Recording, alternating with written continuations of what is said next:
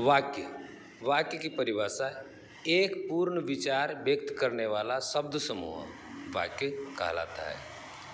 इसे इस प्रकार भी कह सकते हैं जिसका सार्थक शब्द समूह से कोई भाव या तात्पर्य स्पष्ट रूप से प्रकट हो, उसे वाक्य कहते हैं। जैसे लड़के पाठ याद कर रहा है, यानी कि लड़का क्या कर रहा है, पाठ याद कर रहा है। इस शब्द समूह में वक्ता के कहने का भाव स्पष्ट रूप से अभिव्यक्त हो रहा है, इसलिए इसे वाक्य कहते हैं। वाक्य के गुण।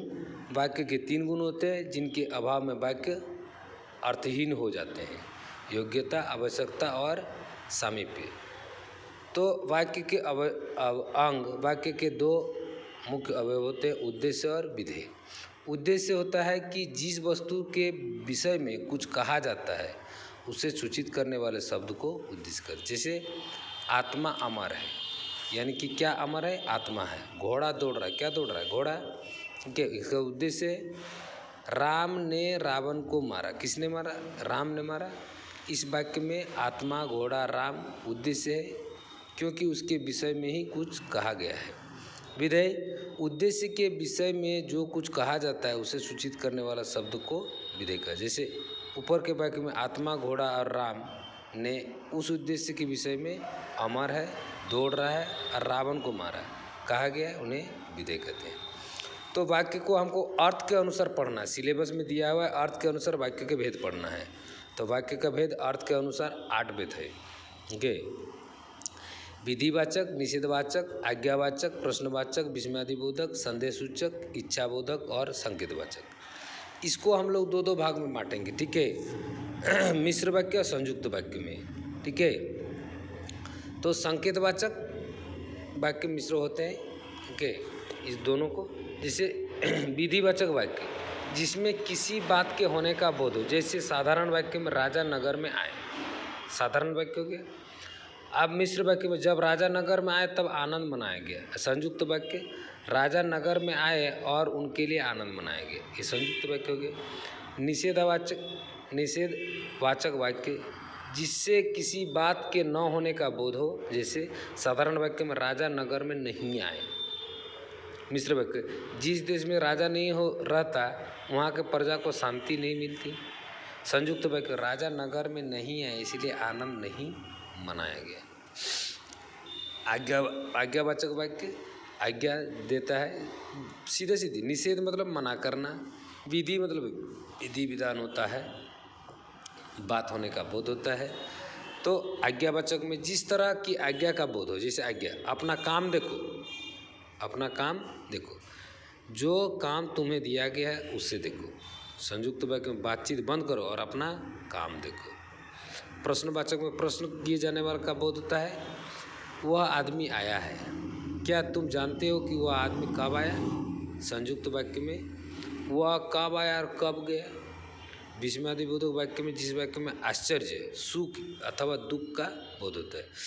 साधारण वाक्य तुमने तो बहुत अच्छा काम किया। मिश्र वाक्य में जो काम तुमने किया है वह तो बहुत अच्छा है। संयुक्त वाक्य में तुमने इतना अच्छा काम किया और मुझे इसकी खबर ही न दी। संदेहसूचक वाक्य जिसमें संदेह होने का व्यक्त होता है, जैसे साधारण वाक्य में यह चिट्ठी लड़के ने लिखी होगी, संदेह हो रहा है। मिश्र वाक्य जो चिट्ठी मिली है उस लड़के ने लिखी होगी। संयुक्त वाक्य नौकर वहाँ से चला गया और सिपाही वहाँ पहुँचा होगा। इच्छाबोधक इच्छा जाहिर करने या शुभकामना का बोधक होता है, जैसे ईश्वर तुम्हें, साधारण वाक्य में ईश्वर तुम्हें चिरायु करे। मिश्र वाक्य में वह जहाँ भी रहे वहाँ सुख से रहे। संयुक्त वाक्य में हे भगवान मैं सुखी रहूं और मेरे सम्मान दूसरे भी सुखी रहे। संकेतवाचक वाक्य में जहाँ एक वाक्य दूसरे वाक्य की संभावना पर निर्भर करता है, जैसे मिश्र वाक्य जो वह अपना आज आए तो बहुत अच्छा हो, यदि मैं आपको पहले जानता तो आपका विश्वास न करता।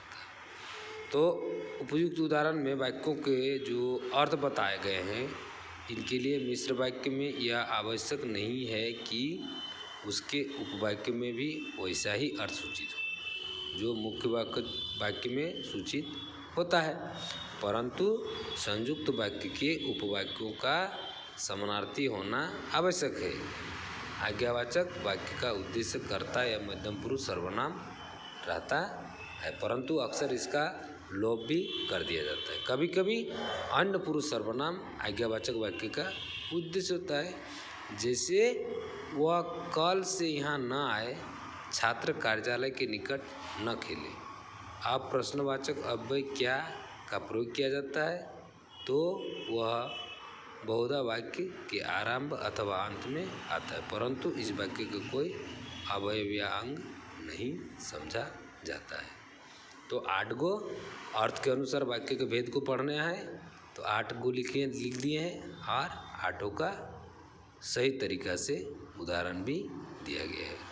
साधारण वाक्य, मिश्र वाक्य और संयुक्त वाक्य के रूप में तो बना रखें। धन्यवाद।